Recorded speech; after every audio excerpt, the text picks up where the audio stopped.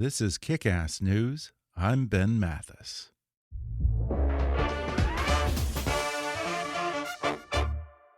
Kick-Ass News is brought to you by Capella University. At Capella, you can fit earning a doctorate into your schedule.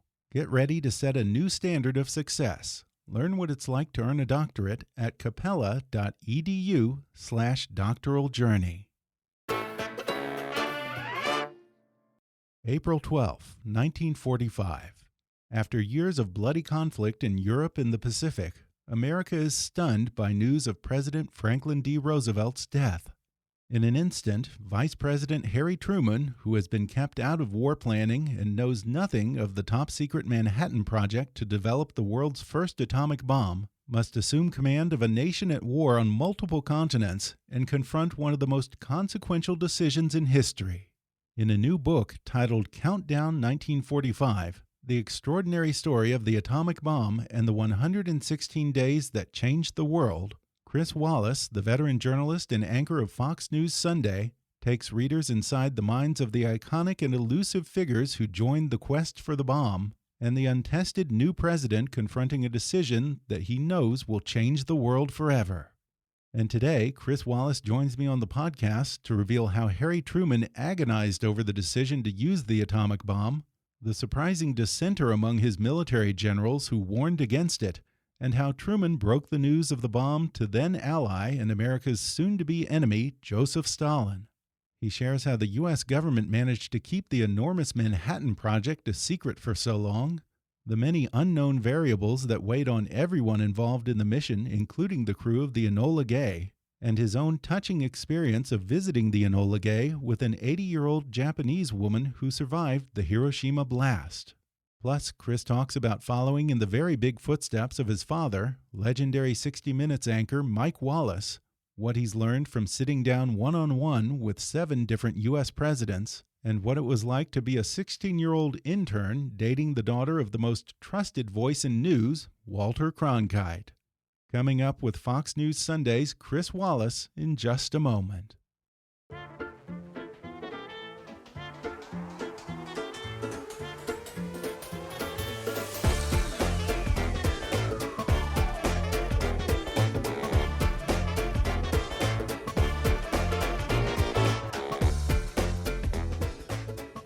Chris Wallace is the anchor of Fox News Sunday. In his 16 years at Fox, Wallace has covered almost every key political event. Throughout his 5 decades in broadcasting, he has interviewed numerous U.S. and world leaders, including 7 American presidents, and won every major broadcast news award for his reporting, including 3 Emmy Awards, the DuPont Columbia Silver Baton, and the Peabody Award. He's also the author of Character, Profiles in Presidential Courage, and now he's out with a new book, which he co-authored with award-winning investigative journalist Mitch Weiss.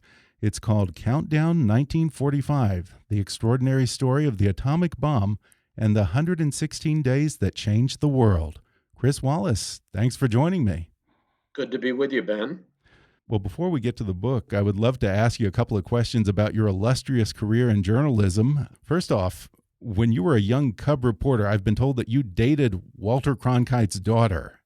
How intimidating was Cronkite? You're half right. I was not a cub reporter. Oh, okay. I was 16 years old, and it was my first job. I got to be an intern at the conventions in 1964. Can you imagine? Wow. That's how old I am. I was 16 years old.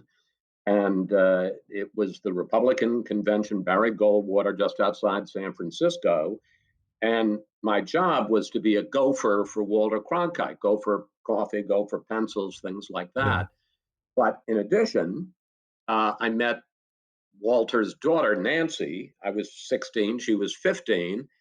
And she was just glorious. So yes, I had a great professional experience, and she was my first girlfriend, so I guess I had a good personal experience too. How intimidating was Cronkite? Did he ever give you the 3rd degree, you know, son, if you hurt her, I'll kill you, that sort of thing? And that's the way it is. And that's the way it is. He did not. He was very nice, and I think I was actually a lot better behaved than some of the other gentlemen callers, so I think he was probably relieved that that I was there and not some of the other bad boys. Yeah. Did he ever give you any advice about being a journalist?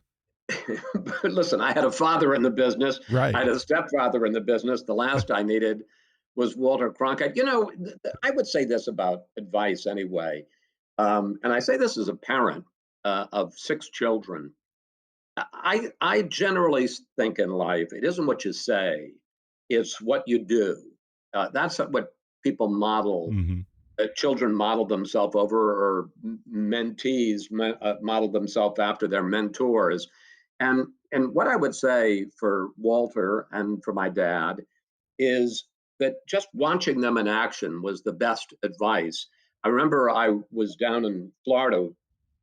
This was at the conventions in '64 in Florida. In '65, I went to a Gemini space launch, and one of the things that I saw was that Cronkite had a kind of a timeline that had been written out of every minute of the mission and what was supposed to happen, what rocket was supposed to fire, what reentry system was supposed to work, what they were supposed to do.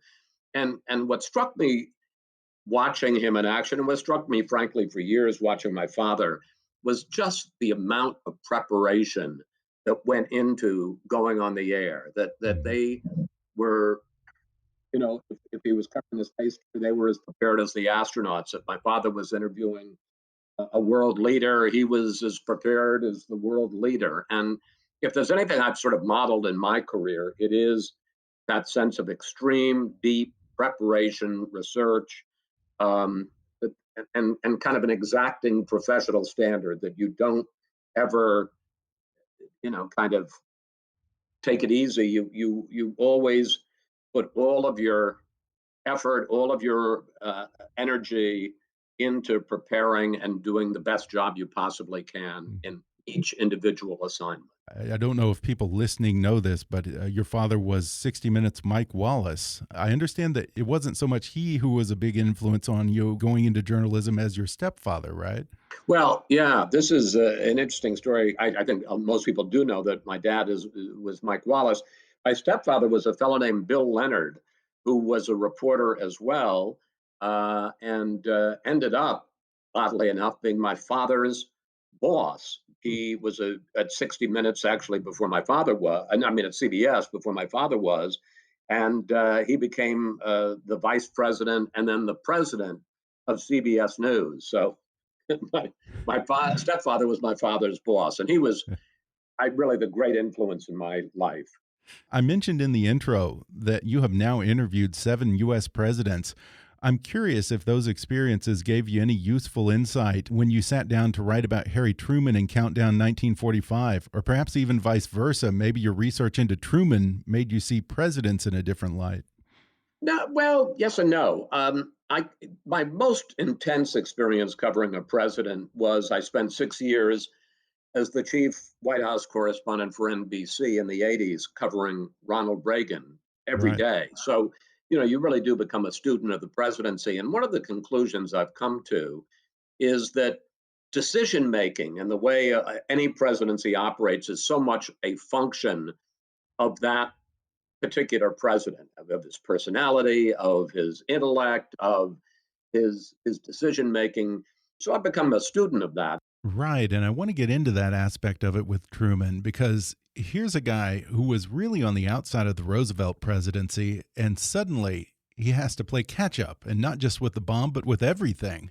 I'd say few presidents have been so greatly tested and tested so early in their terms as Truman was. Is that what interested you about his story? That ability to get thrown into the deep end and rise to the challenge? That. And what impressed me in writing Countdown 1945, which is the story of how Harry Truman, who was the vice president to Franklin Delano Roosevelt, Roosevelt suddenly dies, and Truman, who's only been vice president for less than 3 months, 82 days, suddenly becomes the president. And he finds out that night something he didn't know at all, even though he was vice president, which was that the Manhattan Project had been going on for 3 years, and that the US was then on the cusp of developing the first atomic bomb, and that this might be the way to end the war in Japan, the Second World War. And So in 116 days, Truman goes from knowing nothing about the bomb to deciding to drop it on Hiroshima. That's what the story of Countdown 1945 is. Well, the common narrative that we hear about Truman is that once he made up his mind to use the atomic bomb, he pretty much slept like a baby that night and never looked back. But I was surprised to learn in your book that he really struggled over that decision in the months and weeks leading up to Hiroshima. What was that decision process like for him? People have this sense of Harry Truman, the buck stops here, that he was able to make decisions very quickly and never look back. He couldn't sleep at night when he was making the decision. He suffered from searing headaches. He wrote in his diary these very apocalyptic references. He fully understood that this was going to be ushering in the atomic age with everything that might mean. And, he decided to go ahead, but he agonized over it. And as he agonized over that decision, what were some of the options and possible outcomes that he weighed? Several things. First of all, how incredibly meticulous he was. He went over the big decision he had to make was he going to invade Japan? And there was going to be a very steep cost. This is the spring of 45. All of his best generals were telling him it was going to take at least another year and a half. It might result in 500,000 American casualties. Or he could wait and see if the bomb would work. It hadn't even been tested. But if he was going to use the bomb, if it did work, and as it turned out on July 16th, they found out it did, um, it was obviously going to be introducing a whole new technology and a weapon so much more powerful than anything that had ever been used before, the first real weapon of mass destruction. And of course, even though the buck stopped with Truman, as he famously said, he had a whole team of rivals helping him hash out all of those options and then rehash them over and over to make sure that no possibility went unconsidered before he finally pulled the trigger, so to speak. Apparently, he wanted that. He solicited a lot of input from his war cabinet, and he certainly got it. In fact, he got a wide range of opinions from them. What kind of things did he hear from his advisors? So he was very meticulous over and over again. He keeps talking to the generals about what's the cost of invasion going to be, the scientists, what is the likelihood the bomb's going to work. He sought out dissent. There's one meeting early on where they're talking as if the bomb doesn't even exist. And General George Marshall, who was the head of the army, says you're going to need 750,000 troops. And they have this meeting about an hour. And finally, he turns to this very junior guy and he says, McCloy, nobody gets out of this meeting unless they've heard from. And McCloy says, I think we ought to have our heads examined if we don't at least discuss using the atomic bomb. And up to that point in that meeting, nobody had ever discussed the bomb in the meeting. So he was always seeking out dissent. Yeah, one of the things that was so interesting to me is apparently Dwight Eisenhower was against the use of the bomb, even though it would have brought Swift into the war and saved American lives. What were his reservations? Yeah, that very interesting. As he's making the decision to use the bomb, at one point he invites Eisenhower, for the Supreme Allied Commander in Europe, for lunch and asks him about the bomb. And Eisenhower says, I don't think you should use it. And I agree. I was a little surprised at that because you would think a military man would want to do something to end the war, win the war, and lessen the number of casualties. But he basically said two things. One, that he was very concerned about the idea of the US being the nation to use this extraordinary weapon, just multiple times more powerful than any conventional bomb had been, to be the one to introduce that into warfare because he knew, understandably, the technology was not going to stay just with the US. It would spread, as it has, around the world. And two, that he believed, as did MacArthur, the head of forces in the Pacific, that Japan was in effect beaten already and would surrender sooner rather than later. And again, that you didn't need to use the weapon. As I was saying before, Truman was very comfortable with dissent. In this particular case, he just didn't follow it. And I believe that meeting with Eisenhower took place at a crucial moment during the Potsdam Conference, just as Truman was about to tell the other two allies, and in particular Joseph Stalin, about the bomb. How did Stalin take the news that America had an atomic weapon? As he's making the decision to use the bomb, Truman went to Potsdam, which is a suburb of Berlin, to have his first Big Three summit with Winston Churchill, the British Prime Minister, and Soviet Premier Joseph Stalin. And Churchill knew from the very start because he had been involved with Roosevelt back in 1942 when the Manhattan Project started. They had been partners in it, although almost all of the work and almost all the resources came from the United States. Stalin had not been told anything about it, and Truman and Churchill kept saying, "Well, when do we tell Stalin?" Because on the one hand, they didn't want to tell him too soon. On the other hand, they didn't want the conference to end and the bomb to be used, and Stalin to feel that his two supposed allies had left him out in the cold. So near the end, after the bomb had been successfully tested in New Mexico, just before the conference ended, Truman went up to him at the end of one session and said, "We have this extraordinary weapon that we can use against Japan." And Stalin basically said, "Well, I hope you're going to put it to good use." And that was that. And Truman was surprised that Stalin was so indifferent uh, and didn't seem to care particularly. And so much so that Churchill came up and said what happened, and he hadn't been party to the conversation. And Truman said he didn't seem to care all that much. And Truman's translator, Russian translator, wasn't sure whether or not the message had gotten through. Well, the point was Stalin was interested. He just wasn't surprised because, in fact, by that point, he already had a spy inside the Manhattan Project. So he'd known for some weeks about the existence of the atomic bomb. And his seeming indifference was just the fact that he already knew about it. We're going to take a quick break, and then we'll return with more when we come back in just a moment.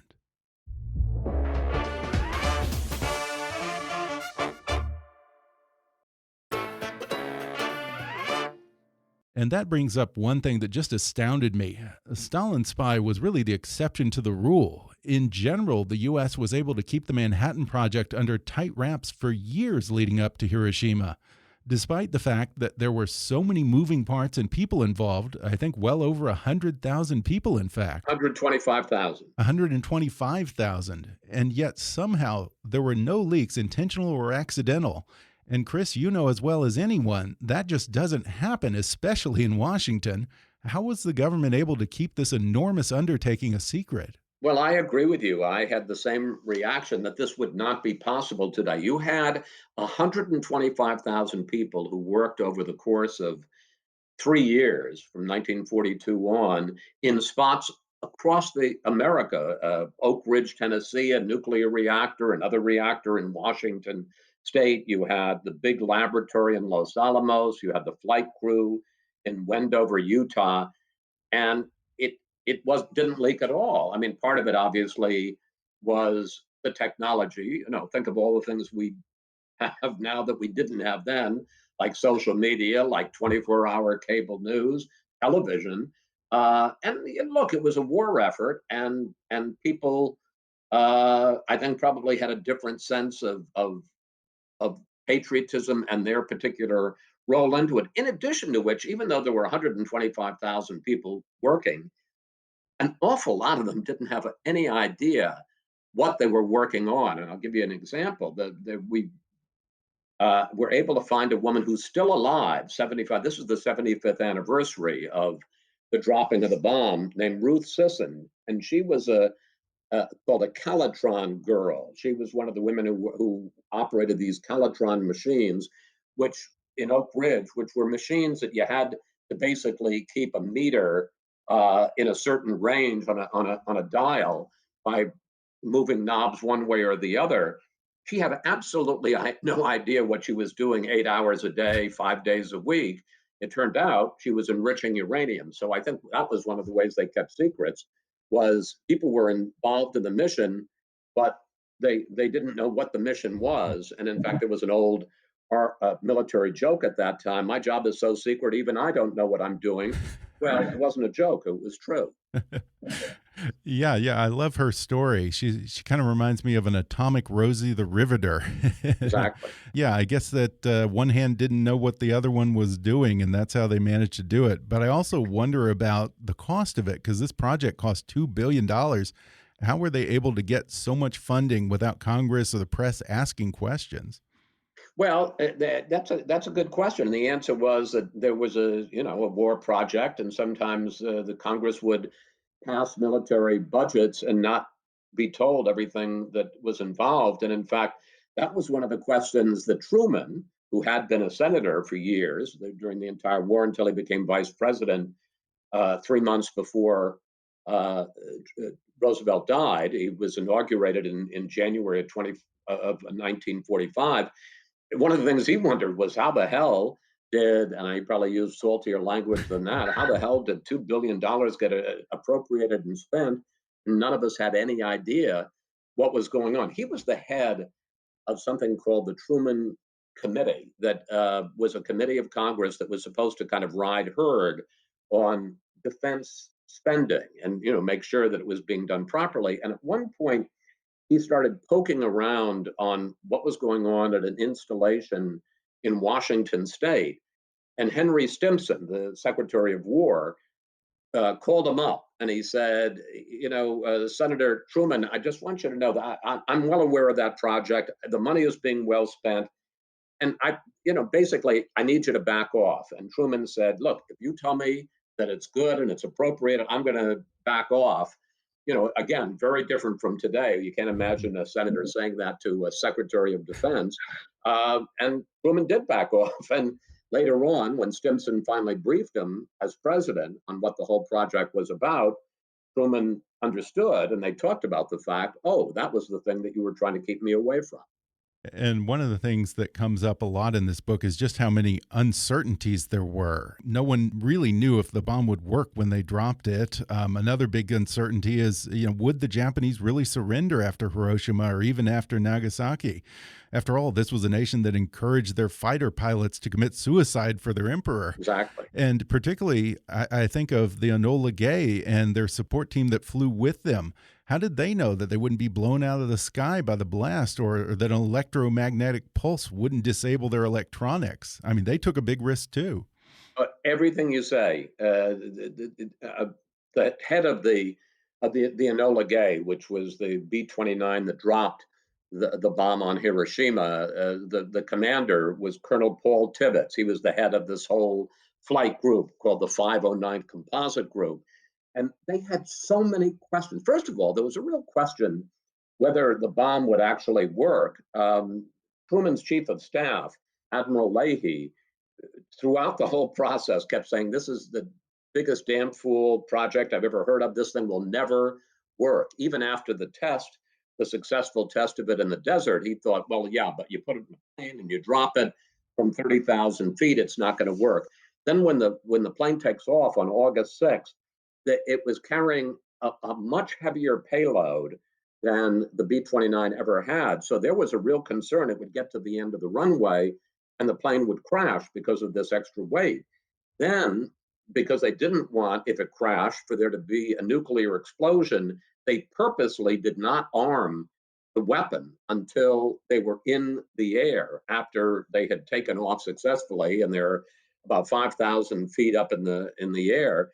And the ordnance officer, the chief weapons officer, had to crawl into the bomb bay cradled next to this atomic weapon and disconnect part of it and rewire it and put the uranium plug in. And then they had to take out the safety plugs and put in arming plugs. So it was literally armed during the course of the mission. And then one of the big things that you talk about, which is exactly right, is they had no idea what it would be like for the plane to drop the bomb and be still relatively close, although they had been given specific instructions about you turn it 180 degrees and you do a deep dive, you do everything evasive. They weren't at all sure once the bomb exploded that it wasn't going to blow the airplane, just tear it apart. And it's a great story.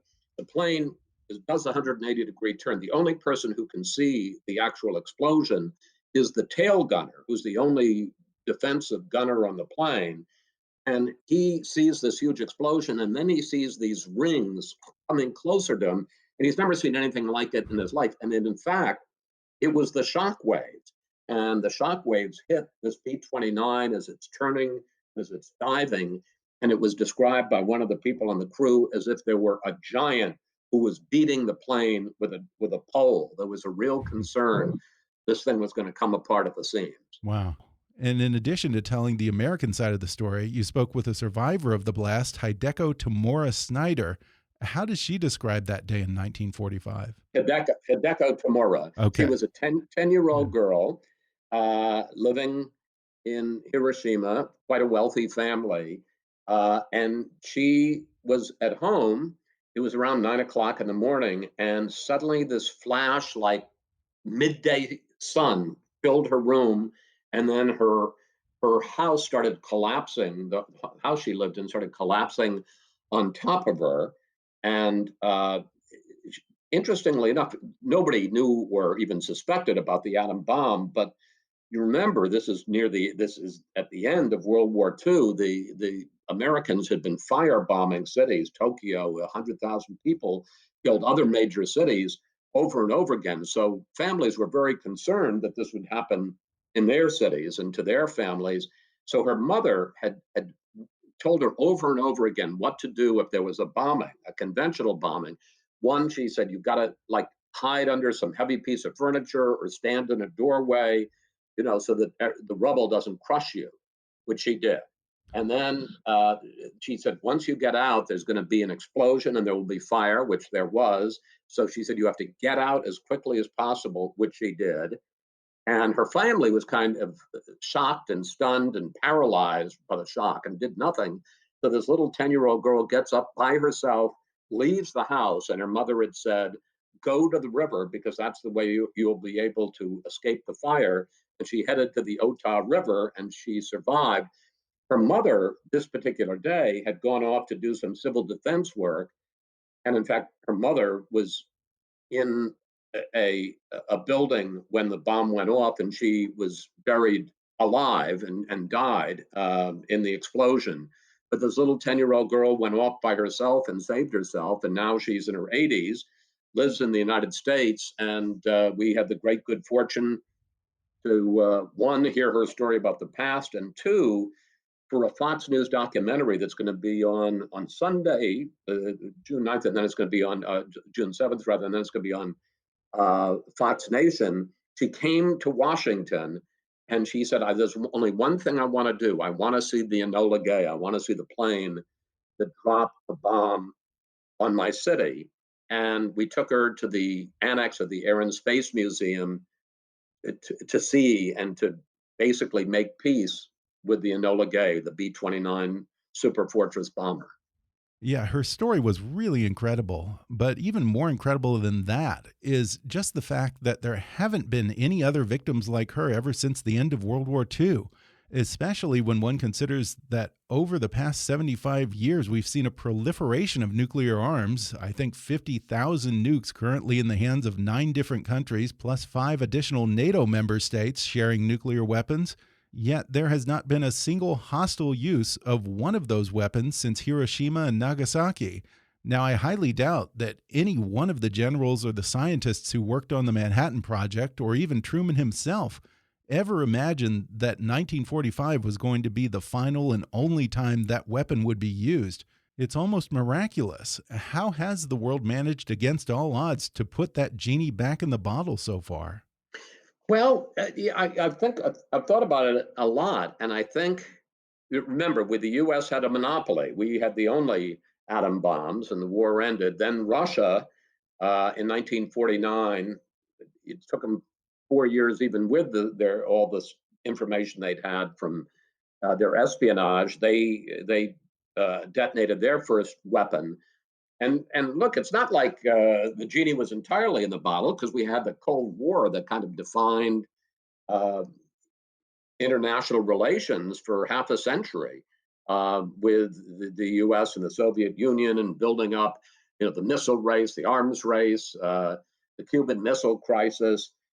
I think what ended up preventing it from being used was the doctrine that basically became the guiding relationship in this area between the U.S. and the Soviet Union, which was mutual assured destruction, MAD.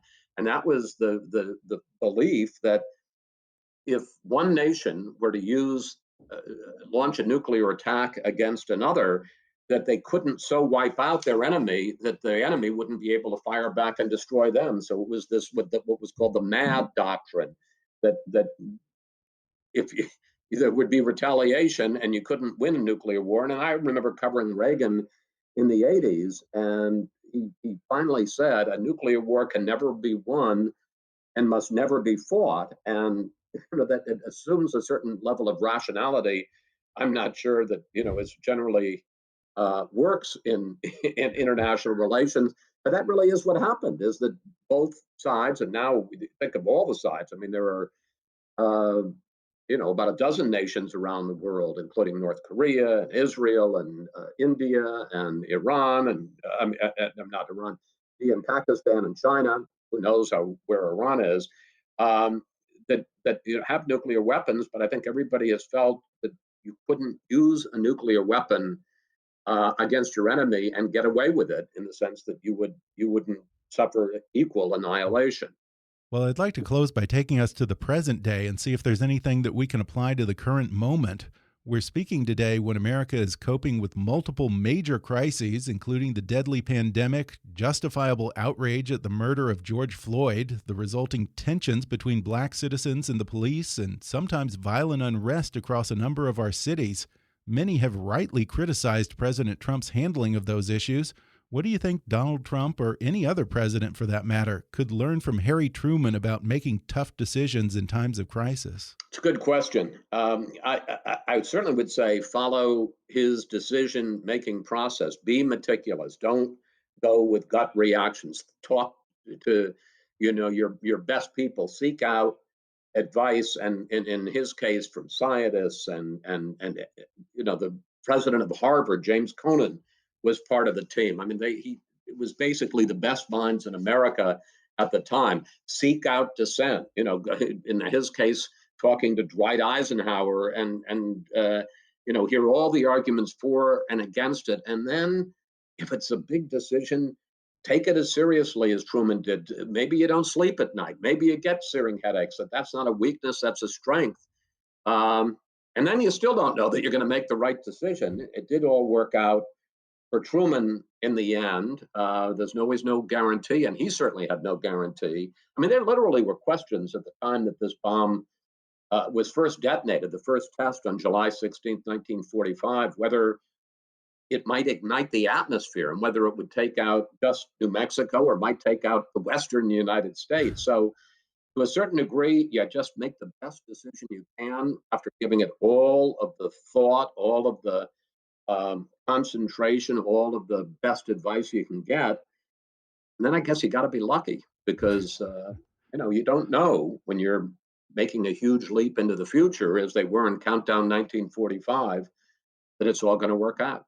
Well, again, the book is called Countdown 1945, The Extraordinary Story of the Atomic Bomb and the 116 Days That Changed the World. Chris Wallace, thanks for talking with me. Ken, thank you. It was a pleasure.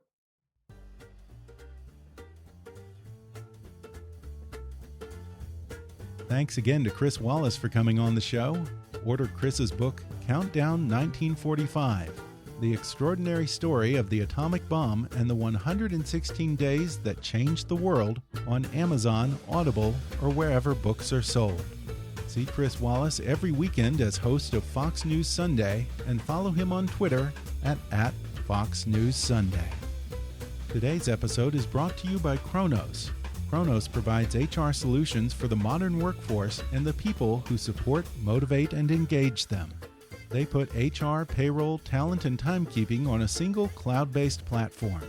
Learn more about Kronos HR, payroll, talent, and time at kronos.com/HRswagger.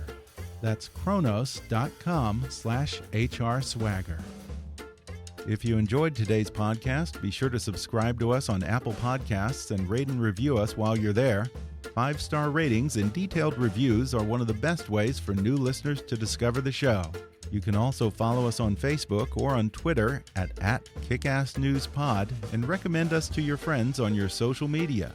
For more fun stuff, visit kickassnews.com, and I welcome your comments, questions, and suggestions at comments@kickassnews.com. For now, I'm Ben Mathis, and thanks for listening to Kick-Ass News.